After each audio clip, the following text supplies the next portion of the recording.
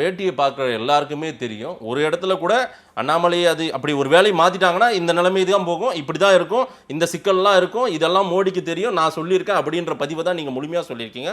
ஒரு இடத்துல கூட இப்படி ஒரு டாக் இப்படி நடக்கவே நடக்காது, உறுதியாக அண்ணாமலை வச்சு தான் பண்ணுவாங்க அப்படின்ற ஒரு பார்வையும் உங்களுக்குமே அந்த மாதிரி ஒரு இது இல்லை, ஒரு மெசேஜ் கிடைக்கலன்றது தான் என்னால் புரிஞ்சுக்க முடியுது. அப்போ ஏதோ ஒரு பரபரப்பு நடந்துட்டு இருக்குது, அண்ணாமலை பதவி விஷயத்தில் ஒரு பரபரப்பு நடந்துட்டு இருக்கிறதாக நீங்களும் தான் உணர்றீங்க அப்படின்றத என்னால் புரிஞ்சுக்க முடிந்தது. ஆனால் எந்த இடத்துலையுமே எனக்கு அண்ணாமலைக்கு எதிரான நோக்கம் இல்லை, வரக்கூடிய செய்திகளை நான் கேள்வியாக வச்சுருக்கேன், அவ்வளோதான். இதில் எந்த மாற்று கருத்தும் இல்லை. அண்ணாமலையே தலைவராக தொடர்ந்தால் அது அந்த கட்சியோட இது பிரச்சனை, அந்த கட்சியின் வளர்ச்சி. அதை பற்றி எனக்கு என்ன கவலை, நான் கேள்வி தான் கேட்க போகிறேன், அதையும் நான் சொல்லிடுறேன். தம்பிகளை வச்சு கும்மி அடிக்க முடியாது, லீடர்ஷிப் மெட்டீரியலான அண்ணாமலை வச்சு தான் தமிழக பாஜக வளர்க்க முடியும். ஸோ மீண்டும் மீண்டும் நீங்கள் மெசேஜ் தான் சொல்லிட்டு இருக்கீங்க டெல்லிக்கு எல்லாத்தையும்.